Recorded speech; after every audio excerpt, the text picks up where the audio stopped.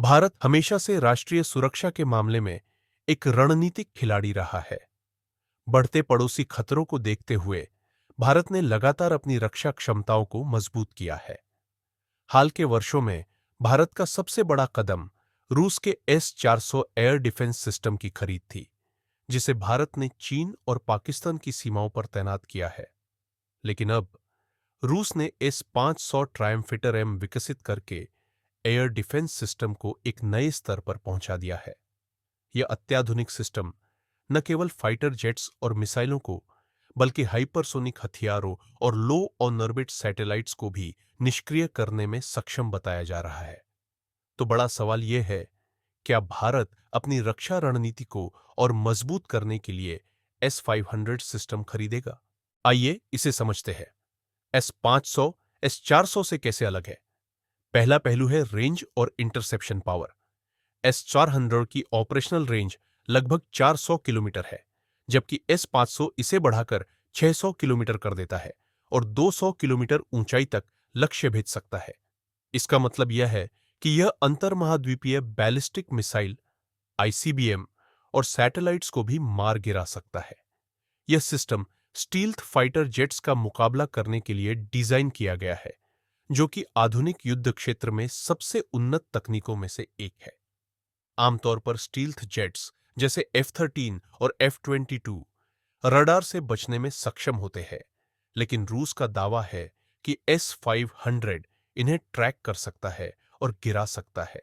लेकिन शायद S-500 की सबसे महत्वपूर्ण विशेषता यह है कि यह हाइपरसोनिक मिसाइलों को नष्ट कर सकता है, जो कि दुनिया के कई प्रमुख देशों द्वारा विकसित की जा रही है। America long range hypersonic weapon LRHW, जिसे डार्क ईगल भी कहा जाता है, पर काम कर रहा है, जिसकी रेंज लगभग 2776 किलोमीटर है। वहीं फ्रांस SN-4G एक परमाणु सक्षम air launch hypersonic cruise missile विकसित कर रहा है, जो 2035 तक SMPA मिसाइल की जगह लेगी।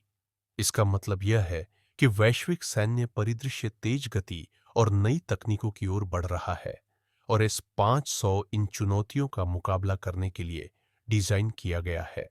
पश्चिमी देश S-500 को लेकर चिंतित क्यों हैं? क्योंकि यह नाटो के सर्विलांस और कम्युनिकेशन सिस्टम को बाधित करने में सक्षम है। रूस यूक्रेन युद्ध के दौरान मॉस्को पहले ही 12 S-500 सिस्टम तैनात कर चुका है।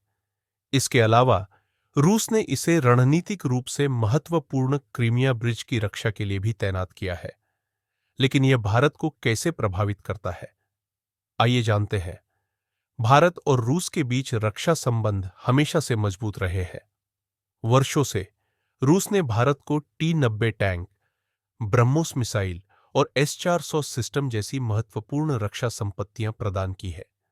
भारत की सुरक्षा चिंताओं को देखते हुए S-500 की खरीद इसकी हवाई रक्षा क्षमताओं को और अधिक सशक्त बना सकती है। दिलचस्प बात यह है कि रूस ने भारत को S-500 के संयुक्त उत्पादन का प्रस्ताव दिया है। इससे भारत को नवीनतम रक्षा तकनीक अपने देश में विकसित करने का अवसर मिलेगा। हालांकि भारत ने अभी तक कोई अंतिम निर्णय नहीं लिया है। S-500 एक आकर्षक विकल्प है, लेकिन इसके साथ कई चुनौतियां भी हैं, जिन्हें भारत को विचार में लेना होगा। उच्च लागत और तैनाती की जटिलता। S-500 को भारत की मौजूदा रक्षा प्रणाली में शामिल करने के लिए भारी निवेश और प्रशिक्षण की आवश्यकता होगी। संभावित अमेरिकी प्रतिबंध। CATS। अमेरिका ने CATS, countering America's adversaries through sanctions act, के तहत रूस से रक्षा उपकरण खरीदने वाले देशों पर प्रतिबंध लगाए हैं। हालांकि भारत को S-400 के लिए छूट मिली थी, लेकिन S-500 की खरीद से नई कूटनीतिक समस्याएं खड़ी हो सकती है। स्वदेशी रक्षा कार्यक्रम। भारत अपने आकाश NG और AD-1 AD-2 ballistic missile defence interceptor जैसे एडवांस्ड एयर डिफेंस सिस्टम विकसित कर रहा है। S-500 की खरीद इन स्वदेशी परियोजनाओं को प्रभावित कर सकती है। तो क्या Bharat S-500 air defence system खरीदेगा? इसका उत्तर अभी स्पष्ट नहीं है। हालांकि यह सिस्टम अत्याधुनिक सुरक्षा क्षमताएं प्रदान करता है, लेकिन भारत को लागत, भू राजनीतिक जोखिम और स्वदेशी सैन्य प्रगति पर विचार करना होगा। एक बात तो निश्चित है, जैसे जैसे वैश्विक रक्षा परिदृश्य विकसित हो रहा है, भारत को अपनी सुरक्षा को और मजबूत करना होगा। चाहे वह रूसी तकनीक हो या स्वदेशी नवाचार, भारत की हवाई रक्षा रणनीति आने वाले वर्षों में राष्ट्रीय सुरक्षा में एक महत्वपूर्ण भूमिका निभाएगी। आपका क्या विचार है? क्या भारत को एस 500 खरीदना चाहिए या उसे अपने स्वदेशी एयर डिफेंस सिस्टम पर ध्यान देना चाहिए? हमें कमेंट्स में बताएं। और अधिक गहन रक्षा विश्लेषणों के लिए लाइक, शेयर और सब्सक्राइब करना न भूलें।